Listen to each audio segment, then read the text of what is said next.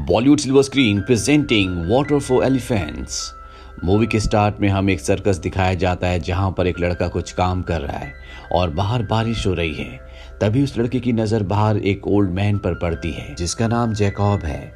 वो काफी परेशान लग रहा होता है, इसीलिए लड़का उसके पास आ जाता है। साथ ही सर्कस का ओनर जिसका नाम चार्ली है वो भी उसकी हेल्प के लिए व्हील चेयर ले आता है।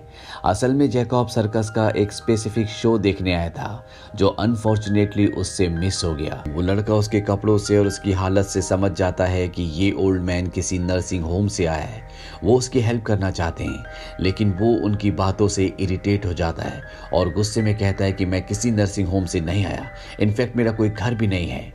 वो लड़का उसे अपने ऑफिस में वेट करने को कहता है और फिर खुद नर्सिंग होम में कॉल करता है लेकिन वहां पर कोई भी कॉल पिक नहीं करता। जैकब अपने मन में बड़बड़ा रहा होता है कि वो चुपके से वहां से निकल आया, किसी को पता भी नहीं चला। और साथ ही साथ वो वहां वॉल पर लगी पिक्चर्स को गौर से देख रहा होता है जिसमें एक पिक्चर बेंजानी ब्रॉस की होती है। जैकब कहता है कि मैंने सन 1931 में इनके साथ काम किया था। चार्ली उनसे पूछता है कि आपने कितने दिन उनके साथ काम किया था, क्या आपको उस फेमस सर्कस हादसे के बारे में पता है? वो कहते हैं कि हाँ, लेकिन बेंजानी ब्रॉस 1931 का एंड नहीं देख पाया। ये सब बताते बताते वो बहुत दुखी हो जाते हैं। जैकब उसे अपने बारे में बताता है। वो कहता है कि मेरी पत्नी अब इस दुनिया में नहीं रही, मेरे 5 बेटे हैं लेकिन उनके पास मेरे लिए टाइम नहीं है, इसीलिए उन्होंने मुझे नर्सिंग होम छोड़ दिया था। चार्ली उनसे सन 1931 के बारे में पूछता है तो जैकब उसे अपने सन 1931 के दिनों के बारे में बताते हैं। वो बताते हैं कि मैं वेटरनरी साइंस का स्टूडेंट था, मैं अपनी फैमिली के साथ बहुत खुश था। मेरे फाइनल एग्ज़ाम का दिन मुझे कभी नहीं भूलता क्योंकि उसी दिन मेरे पेरेंट्स की एक कार एक्सीडेंट में डेथ हुई जिसके बाद मुझे अपने घर को छोड़ना पड़ा।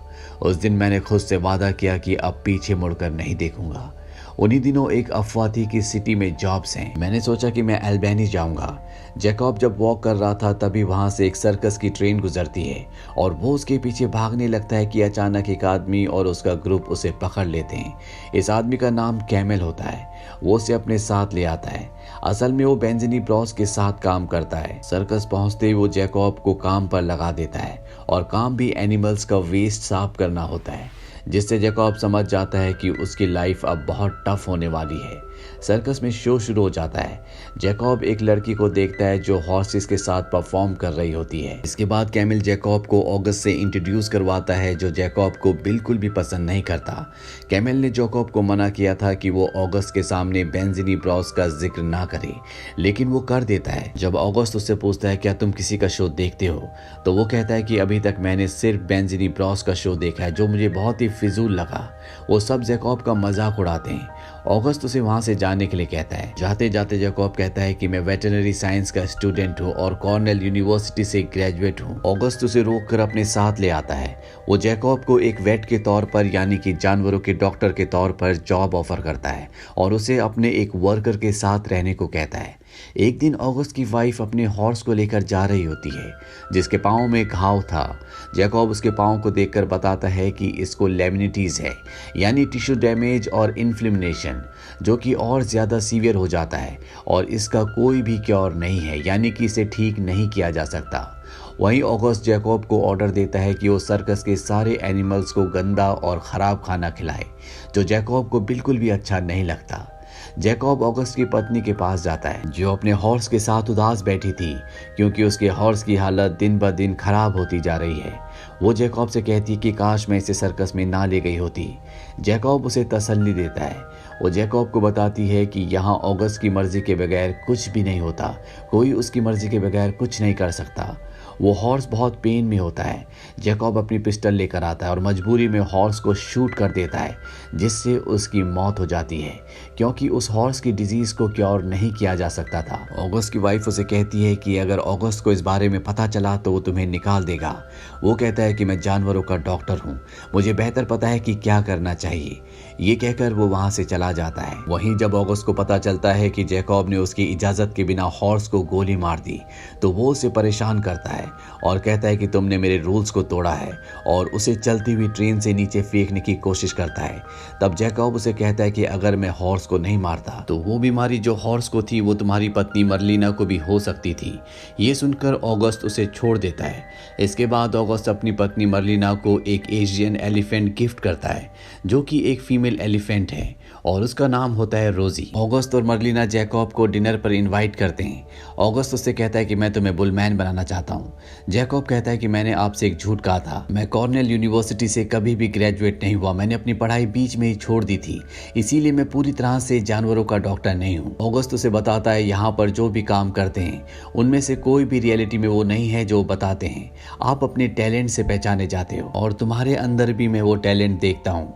अगले दिन ऑगस्ट जैकब को हुक देकर कहता है कि रोजी को यानी कि एलिफेंट को चलने को कहो। वो उसे हर्ट नहीं करना चाहता, इसीलिए बहुत प्यार से उसे टच करता है, लेकिन ऑगस्ट उससे वो हुक ले लेता है और जोर से एलिफेंट को हिट करता है। जैकब और मर्लिना को देखकर बिल्कुल भी अच्छा नहीं लगता, क्योंकि वो उस एलिफेंट को हर्ट कर रहा था। इसके बाद जैकब एलिफेंट के पास वाइन लेकर जाता है ताकि उसके घाव पर लगा सके। वहाँ मर्लिना भी उसकी हेल्प करती है। अब मर्लिना का और जैकब का रोजी के साथ यानी कि एलिफेंट के साथ शो होता है। शो के दौरान वो एलिफेंट को जोर से हिट करता है। इस वक्त मर्लिना भी उसकी पीठ पर बैठी होती है। हाथी भागना शुरू कर देता है, लेकिन मर्लिना ऐसा शो करती है कि जैसे ये एक एक्ट का पार्ट हो। अब हाथी शहर की तरफ भाग जाता है और उसे बचाने के लिए जैकब और कैमल भी उसके पीछे जाते हैं। वो मर्लिना और एलिफेंट को वापस ले आते हैं, पर जैकब को जब ये बात पता चलती है तो गुस्से से आग बबूला हो जाता है और हुक लेकर हाथी को मारने जाता है। हालांकि मर्लिना और जैकब उसे रोकने की कोशिश भी करते हैं, लेकिन वो उनकी नहीं सुनता और मासूम एलिफेंट को बहुत बुरी तरह से मारता है, जिससे जैकब और मर्लिना दोनों को बहुत दुख होता है, क्योंकि ये दोनों के दोनों उस एलिफेंट से कहीं ना कहीं इमोशनली कनेक्टेड होते हैं। अब ये सब यहाँ से चले जाते हैं, पर जैकब कुछ देर बाद वापस आता है। वो देखता है कि एलिफेंट के पैर से खून निकल रहा है। ये देखकर उसे बहुत गुस्सा आता है और वो ऑगस्ट के पास जाता है, जहां ऑगस्ट उसे बताता है कि इस एलिफेंट को मैंने बहुत ज़्यादा पैसे देकर खरीदा है। अगर इसने परफॉर्म नहीं किया तो मेरी कमाई नहीं होगी। इसे खरीदने की वजह से मेरे ऊपर लोगों का कर्जा भी है। जैकब को उसकी बात समझ में आ जाती है, इसीलिए वो अपने दोस्त कैमल के साथ उस एलिफेंट के पास बहुत सारी वाइन लेकर जाता है, जहाँ पर वो उसके जख्म साफ करते हैं। इसी दौरान कैमल कुछ अजीब से वर्ड्स बोलता है, जिससे वो एलिफेंट रिस्पॉन्ड करती है। उनको पता चल जाता है कि अगर इससे इसी लैंग्वेज में हम बात करें तो ये हमें फॉलो कर सकती है। वो ये बात ऑगस्ट को बताते हैं। ऑगस्ट भी वहां पर आ जाता है और उसके ऊपर एक्सपेरिमेंट करता है। वो देखता है कि अब फीमेल एलिफेंट उसकी बातों पर रिस्पॉन्ड कर रही है, यानी कि वो उसकी बातों को समझ रही है, जिससे उसका शो पहले से भी अच्छा हो जाएगा। इसी खुशी में वो एक पार्टी देता है जहां पर मर्लिना और जैकब एक दूसरे के साथ डांस करते हैं। अगले दिन शो में दिखाया जाता है जहां पर ऑगस्ट की हर एक बात को एलिफेंट मानती है।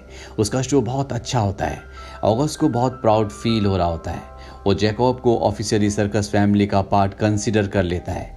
सब उसे कॉन्ग्रेचुलेट करते हैं। मर्लिना जैकब को सीक्रेटली कहती है कि इसके बाद तुम एलिफेंट को मेरे टेंट में लेकर आना। ऑगस्ट उसे देख लेता है और जब ये दोनों मिलते हैं तो ऑगस्ट भी वहां पर पहुंच जाता है। वो मर्लिना पर शक करता है। वो कहता है कि तुम इसके लिए मुझे छोड़कर जाना चाहती हो। मर्लिना उसे यकीन दिलाने की कोशिश करती है कि हम दोनों के बीच में ऐसा कुछ भी नहीं है, लेकिन ऑगस्ट उसकी बात पर यकीन नहीं करना चाहता। वो उसे उल्टा सीधा कहना शुरू कर देता है, जिससे मर्लिना को गुस्सा आ जाता है और वो उसे एक थप्पड़ मार देती है। ऑगस्ट भी उसे थप्पड़ मारता है। ये देखकर जैकब को गुस्सा आता है और वो ऑगस्ट पर टूट पड़ता है। यहाँ पर बाकी वर्कर्स भी आ जाते हैं जो इन दोनों की लड़ाई छुड़वा देते हैं।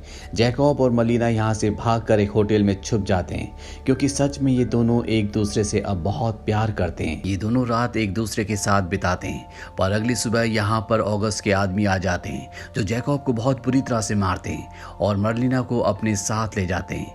जैकब को जब होश आता है तो देखता है कि मर्लिना उसके आसपास नहीं है। वो मर्लिना को ढूंढता हुआ एक बार फिर से ऑगस्ट के पास पहुंच जाता है, जहां पर ऑगस्ट मर्लिना के साथ सो रहा होता है। जैकब के हाथ में चाकू होता है, लेकिन मर्लिना उसे मारने से मना कर देती है, क्योंकि अगर उसने इस वक्त उसे मार भी दिया तो भी यहाँ से दोनों भाग नहीं पाएंगे, क्योंकि चारों तरफ ऑगस्ट के आदमी हैं। अगली सुबह वो मर्लिना से मिलता है, जहां पर मर्लिना उसे बताती है कि तुम्हारे दोस्त कैमल को और वॉल्टर को ऑगस्ट ने चलती ट्रेन से फिकवा दिया, जिससे उन दोनों की मृत्यु हो गई। यह सुनकर जैकब को बहुत गुस्सा आता है और अभी दोनों फैसला करते हैं कि ये यहाँ से भाग जाएंगे। अगली सुबह अगस्त का शो होता है। तभी शो के दौरान कोई सभी जानवरों को खोल देता है और जब जैकब मर्लिना के पास जा रहा होता है तो अगस्त उसे देख लेता है। वो उस पर हमला कर देता है। वो जैकब को मारने लगता है। तभी पीछे से मर्लिना आकर उस पर प्रहार करती है, जिससे अगस्त को बहुत गुस्सा आता है। वो अपनी छड़ से उसका गला दबाना शुरू कर देता है। यहीं पास में एलिफेंट रोजी भी बंधी होती है। जब वो देखती है कि अगस्त मर्लिना को मार रहा है तो वो अपनी सूंड में एक लोहे की छड़ उठाती है, जिससे वो अगस्त के सिर पर जोर से प्रहार करती है और उसकी वहीं पर मृत्यु हो जाती है। रोजी और जैकब अब एक दूसरे के साथ हैं। पुलिस यहाँ पर आती है और सर्कस को हमेशा के लिए बंद कर देती है। ये इस साल का बहुत बड़ा हादसा था। पुलिस यहाँ पर किसी को भी गिरफ्तार नहीं कर पाती क्योंकि उन्हें नहीं पता चलता कि जानवरों को किसने खोला था। रोजी और जैकब एक दूसरे के साथ यहाँ से निकल जाते हैं। कहानी वापस प्रेजेंट में आती है, जहाँ पर बूढ़ा जैकब ये पूरी कहानी सुना रहा होता है। वो बताता है कि एलिफेंट रोजी को हम दोनों अपने साथ ले गए। मैंने अपनी डिग्री पूरी की। वही मर्लिना रोजी के साथ सर्कस में परफॉर्म करती रही। इसके बाद हम दोनों ने अपना एक फार्म खरीदा। हम दोनों के 5 बच्चे हुए। हमारी जिंदगी में सारी खुशियां थी। कुछ सालों के बाद रोजी की मृत्यु हो गई, पर अब मुझे भी एक जू में जॉब मिल गई थी। मैं और मर्लिना हमेशा एक दूसरे के साथ रहे। उसने अपनी जिंदगी की आखिरी सांस मेरे सामने ली। उसकी जिंदगी में वो सब कुछ उसे मिला जो उसे चाहिए था। बूढ़ा जैकब कहता है कि मैं वापस सर्कस में नहीं जाना चाहता, बल्कि अपनी पुरानी जिंदगी को दोबारा जीना चाहता हूँ। अगर तुम्हारी इजाजत हो तो मैं तुम्हारे सर्कस के टिकट काउंटर पर जॉब करना चाहूँगा। वो लड़का जो उसके सामने बैठकर ये पूरी कहानी सुन रहा होता है, वो इस बात के लिए हाँ कर देता है और इस तरह से जैकब एक बार फिर से अपनी दुनिया में लौट जाता है। इसी के साथ ये कहानी यहीं पर खत्म हो जाती है। ये फिल्म सन 2011 में रिलीज हुई थी। IMDb पर इसकी रेटिंग है 6.9। इस फिल्म का बजट था $38 मिलियन और बॉक्स ऑफिस पर इसने कमाई की थी $117.1 मिलियन की। उम्मीद करते हैं कि ये कहानी आपको पसंद आई होगी।